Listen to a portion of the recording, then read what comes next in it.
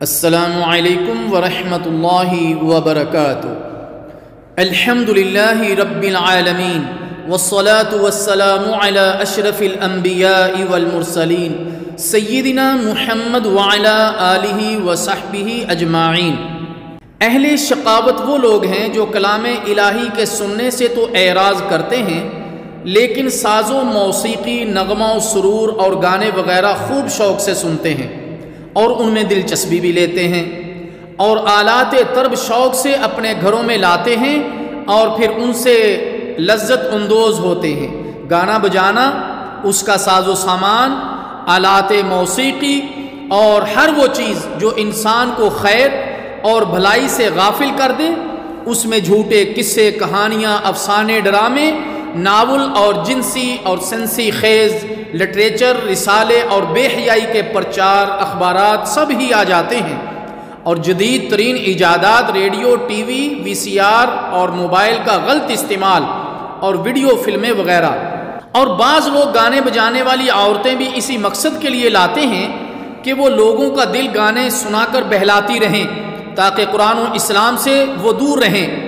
اس اعتبار سے اس میں گلوکارائیں بھی آ جاتی ہیں جو آج کل فنکار، فلمی ستارے اور ثقافتی سفیر اور پتہ نہیں کیسے کیسے مہذب، خوشنما اور دل فریب ناموں سے پکاری جاتی ہیں۔ ان تمام چیزوں سے یقیناً انسان اللہ تعالیٰ کے راستے سے گمراہ ہو جاتے ہیں اور دین کو استہزاء و تمسخر کا نشانہ بھی بناتے ہیں۔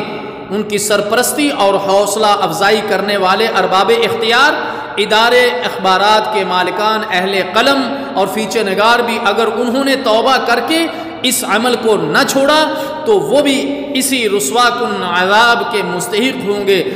اعاذنا اللہ من۔ کتاب و سنت سے موسیقی کی حرمت کے دلائل۔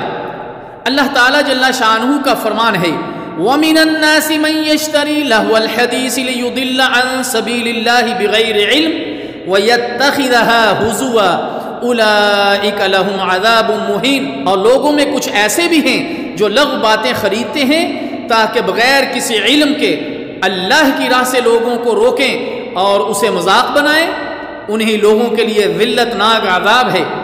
ابن عباس رضی اللہ تعالی عنہ اس کی تفسیر میں کہتے ہیں کہ یہ گانا بجانا ہے۔ مجاہد رحمہ اللہ تعالی کہتے ہیں لہو اور ڈھول اور ناچ گانا ہے۔ ابن قیم رحمہ اللہ تعالی کہتے ہیں لہو الحدیث یعنی لغو بات خریدنے کی تفسیر میں صحابہ کرام رضی اللہ تعالی عنہ اجمعین اور تابعین عظام کی تفسیر ہی کافی ہے۔ انہوں نے اس کی تفسیر یہی کی ہے کہ یہ گانا بجانا ہے۔ ابن عباس اور ابن مسعود رضی اللہ تعالی عنہم سے یہی ثابت ہے۔ ابو صحبہ کہتے ہیں میں نے ابن مسعود رضی اللہ تعالی عنہما کو یہ فرماتے ہوئے سنا کہ اللہ تعالیٰ کا یہ جو فرمان ہے کہ وَمِنَ النَّاسِ مَن يَشْتَرِي لَهْوَ الْحَدِيثِ کے متعلق جب ان سے سوال کیا گیا تو اس سے کیا مراد ہے، تو ان کا جواب تھا اس اللہ تعالیٰ کی قسم جس کے علاوہ کوئی معبود برحق نہیں، اس سے مراد گانا بجانا ہے۔ انہوں نے یہ بات 3 بار دہرائی، اور ابن عمر رضی اللہ تعالی عنہما سے صحیح حدیث سے ثابت ہے کہ اس سے مراد گانا بجانا ہی ہے۔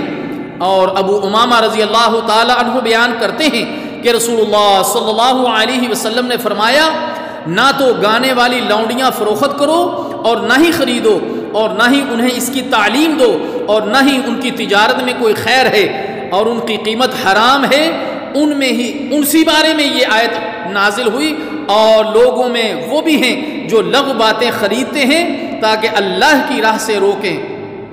رسول اللہ صلی اللہ علیہ وسلم کی پیشن گوئی۔ پیارے نبی صلی اللہ علیہ وسلم نے فرمایا میری امت میں ایسے لوگ بھی آئیں گے جو زنا، ریشم، شراب اور میوزک کو حلال سمجھیں گے۔ حدیث کے آخر میں فرمایا کہ اللہ تعالیٰ ایسے لوگوں کو قیامت تک کے لیے بندروں، خنزیروں میں مسخ کر دے گا۔